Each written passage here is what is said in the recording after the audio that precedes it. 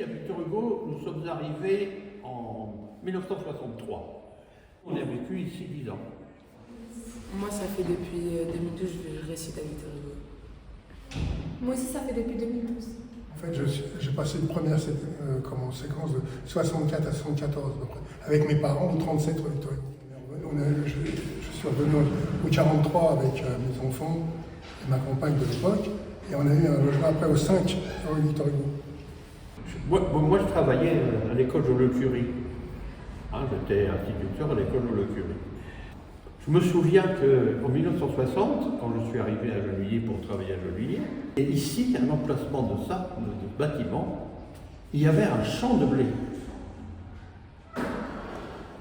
Donc au mois de juin, je voyais le blé qui ondulait sous le vent en Gennevillois.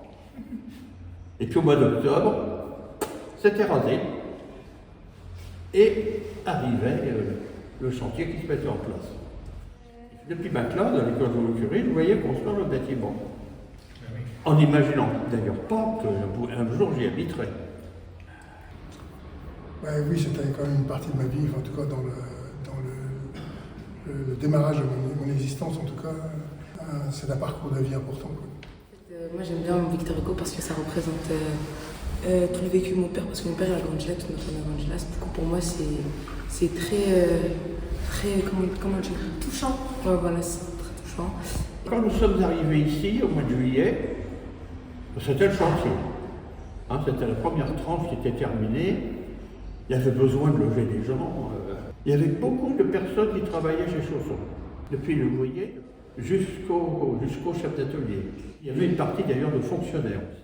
Et puis des gens qui venaient de bidonvilles particuliers et qui avaient été logés là aussi. Je dis ça, c'est parce que dans ma classe, j'avais des enfants qui habitaient l'immeuble, comme moi. Et donc on était voisins. C'était assez sympa comme ambiance. Donc du 37 rue Victor Hugo jusqu'à l'école Joliot-Curie, moi c'est vraiment le chemin de l'école en fait. Et en même temps, c'était les copains de mon escalier, mais aussi de tout le là-bas à Victor Hugo. On jouait au foot tout le temps, partout. Il y avait des espaces partout, des espaces libres. Et en fait, on jouait au foot dans le square Chopin derrière. Mais bon, dès qu'on avait un moment, on descendait. Et ça durait des heures et des heures. C'était super. Moi, c'est un souvenir extraordinaire. À un moment donné, l'immeuble Victor Hugo était champion des quartiers. Parce qu'il y avait un tournoi interquartier. Et on était contre les autres quartiers de Gennevilliers, etc. Dans les halls, on jouait aussi à la pelote basse, au foot avec une balle de tennis et tout. Et on se faisait un peu engueuler, ça c'est clair.